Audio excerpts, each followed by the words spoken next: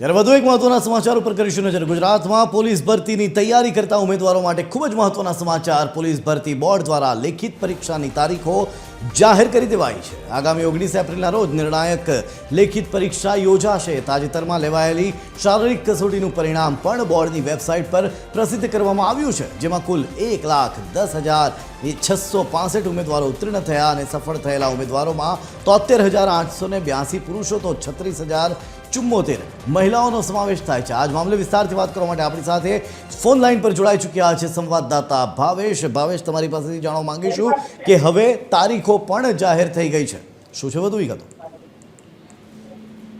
વાત કરવામાં આવે તો જે પ્રકારે પોલીસ ભરતી માટે લાંબા સમયથી અનેક વ્યક્તિઓ જે તૈયારી કરી રહ્યા હતા તેમને લઈને આ મોટા સમાચાર સામે આવ્યા છે। કારણ કે થોડાક સમય પહેલા જે શારીરિક કસોટી લેવામાં આવી હતી તેમાં જે પાસ થયેલા ઉમેદવારો છે તેમની 19 એપ્રિલના રોજ લેખિત પરીક્ષા લેવામાં આવશે।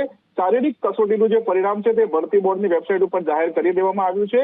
1,10,665 ઉમેદવારો આ પરીક્ષા પાસ કર્યા છે અને તેમાંથી જે ઉમેદવારો છે તે હવે લેખિત પરીક્ષા આપશે અને લેખિત પરીક્ષામાં પાસ થયા બાદ પોલીસ ભરતીમાં જે ઉમેદવારો છે તે જોડાશે। એટલે કે પોલીસ ભરતી માટે લાંબા સમયથી જે લોકો મહેનત કરી રહ્યા હતા તેમને લઈને આ મોટા સમાચાર સામે આવી રહ્યા છે। હવે જોવાનું એ રહેશે કે 19મી એપ્રિલના રોજ જ્યારે લેખિત પરીક્ષા યોજાશે તેમાં કેટલા ઉમેદવારો પાસ થાય છે અને પોલીસ ખાતામાં નોકરીમાં જોડાય છે। જય, સમગ્ર માહિતી આપવા બદલ